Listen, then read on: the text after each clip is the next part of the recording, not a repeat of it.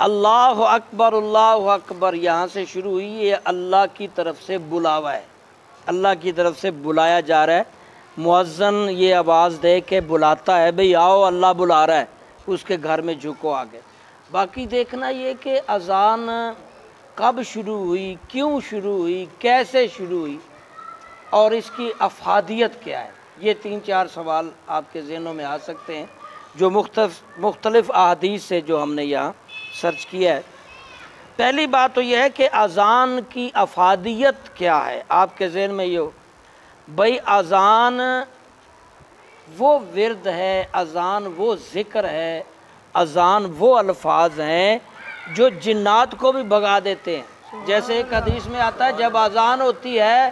تو شیطان دڑکی لگا کے بھاگتا ہے، بھاگ ہی جاتا ہے، جہاں تک اذان کی آواز جاتی ہے بھاگ ہی جاتا ہے، وہاں جا کے سانس لیتا ہے جہاں اذان کی آواز بند ہوتی، یہاں اس کو سنتی نہیں۔ اذان کی آواز شیطان کو بھگاتی ہے۔ تو ہم نے کیونکہ علم روحانیت پہ بھی کافی عبور حاصل کیا، اللہ نے بہت بچپن سے ذوق رکھا تھا، تو بہت سارے جنات میں مبتلا لوگ جس پہ جنات کا اثر، جنات کیونکہ شیطان ہی ہوتا ہے، شیطان کی اولاد ہے، تو اس کی اذان میں، اس کی کان میں ہم اذان پڑھتے تھے۔ یہ میں نے ایک حدیث سے سرچ کیا تھا کہ جس پہ جادو چل گیا ہو، جس پہ جنات کا اثر ہو، نظر کا اثر ہو، تو اس کو اذان سناؤ یا وہ خود اپنے آپ کو سنائے، تو کافی دن سناتے رہو، 1 دفعہ 2 دفعہ 4 دفعہ۔ تو ہمارے استاد فرمایا کرتے تھے کہ جس پہ بھی جادو اثر کوئی ایسا معاملہ ہو، اس کے کان میں اذان پڑھو، ایک میں دوسرے میں تکبیر جیسی تکبیر پڑھو، کچھ دن لگاتار کرو، جادو جن شیطان بھاگ جائے گا۔ اور میں نے پریکٹیکل یہ کیا ہے، میں نے سینکڑوں لوگوں پر یہ چیز آزمائی ہے اور فتح یاب ہوا۔ ایک بات یہ بھی ہے کہ اذان کی افادیت میں یہ بھی چیز کاؤنٹ کر لیں، بارش نہ رک رہی ہو اذانیں پڑھو رک جاتی ہے، بارش آ نہ رہی ہو اذانیں دو آنا شروع ہو جاتی ہے، گندی حکمرانی ٹالنی ہو اذانیں پڑھ دو ٹل جاتی ہے، کوئی مصیبت، کوئی زلزلہ، کوئی مشکل اذانیں پڑھو۔ اصل میں اللہ کے ناموں کا ورد ہے، اللہ اکبر، اللہ بڑا ہے، اللہ بڑا ہے، اللہ کے سوا کو محمد اس کے رسول ہیں، کامیابی اللہ کے نام ہے، اس میں اعظم ہے ہر لفظ یہاں جب بولتے جائیں تو اذان کی افادیت میں یہ بات بھی ہے، کوئی بیمار ٹھیک نہ ہوتا تو اس کو بھی اذان پڑھو، وہ خود پڑھے یا اس کو سناؤ، تو بہت زیادہ فائدے ہیں۔ اور ایک افادیت، ایک نقطہ بس کبھی نہ بھولنا کہ اذان اللہ کا بلاوا ہے، جب بھی اذان کی آواز گونجے تو بھاگتے آؤ، جب اللہ بلائے تم نہ آؤ تو پھر تم اللہ کو بلاؤ یا کچھ مانگو تو وہ کیسے نہیں دے گا۔ ہاں جی، اللہ کے بلاوے پہ آؤ تو پھر وہ کتنا خوش ہوگا۔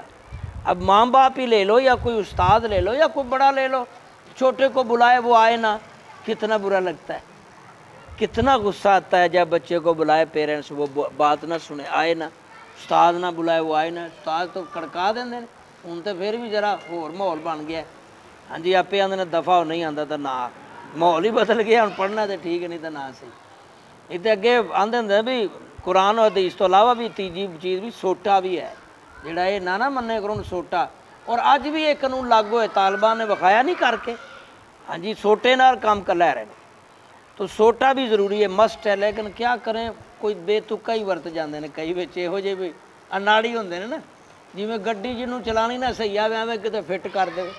انجی استاد بھی بعد مارن والے بے تکا ہی مار جاندے ہیں، پتہ نہیں لگتا نفسیاتی دماغی مریض ہوندے ہیں یا سمجھ بوجھ نہیں ہوندی، بے تکا ہی غصہ اپنا بلڈ خراب ہے یا لو ہے یا چڑھیا ہے، میں بے تکا مارتا۔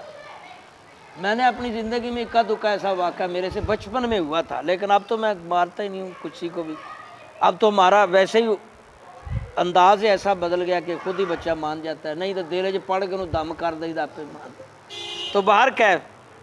اذان اللہ کا بلاوا ہے، جب بلائے تو آئیں۔ دوسرا سوال یہ کب شروع ہوئی، تو یہ مکہ میں تھے، نماز فرض ہو چکی تھی، تو آپ صلی اللہ علیہ وسلم سوچتے رہتے تھے کہ نماز میں بلانے کے لیے کیا طریقہ اختیار کیا جائے، تو کسی نے وہ پرانا جو رواج اس دور میں چلا رہا تھا، وہ بڑا سا ڈھول ٹائپ ہوتا تھا، اس کو کھڑکا دیتے نماز ٹائم، تو وہ آواز، اس کی آواز دور جاتی ہے، چمڑے اوپر لگا ہوتا تھا، اور پھر صحابہ سمجھتے کہ بھی نماز کا ٹائم ہو گیا، لیکن حضرت عبداللہ بن زید نے 3 دفعہ مختلف راتوں میں خواب میں دیکھا کہ فرشتے اسے اذان سکھا رہے ہیں، یا اسے کہ الہام ہو رہا ہے کہ یہ اذان پڑھو۔ آپ صلی اللہ علیہ وسلم کی بارگاہ میں کہا حضرت میں یہ الفاظ مجھے کہا جا رہا ہے۔ آپ نے کہا سناؤ۔ جب سنایا تو حضور نے فرمایا ہاں یہ ضرور اللہ کی نماز کا بلاوے کے الفاظ ہیں۔ اور اس بات کی تائید حضرت عمر فاروق نے بھی کی، انہوں نے بھی کہا کہ میں نے بھی خواب میں دیکھا کہ اذان، اور پھر بلال کو اذان سکھائی گئی، اونچی آواز والے تھے، اور جب اذان پڑھنا شروع ہوئے تو کافروں نے سختی اور بڑھا دی۔ ہاں جی، کافروں نے جب اور سختی بڑھائی تو پھر عمر فاروق تلوار لے کے مؤذن کے پاس کھڑے ہو جاتے، چل بھی تو اذان پڑھ، میں دیکھتا ہوں کون آتا ہے۔ لاتوں کے بھوت باتوں سے